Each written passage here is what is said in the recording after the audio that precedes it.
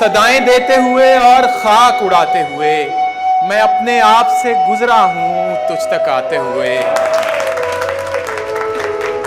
फिर उसके बाद जमाने ने मुझको रौंद दिया, मैं गिर पड़ा था किसी और को उठाते हुए। कहानी खत्म हुई और ऐसे खत्म हुई कि लोग रोने लगे तालियां बजाते हुए।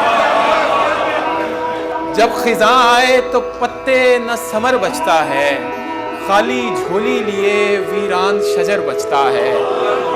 नुक्ताचीन शौक से दिन रात मेरे ऐब निकाल, क्योंकि जब ऐब निकल जाए हुनर बचता है।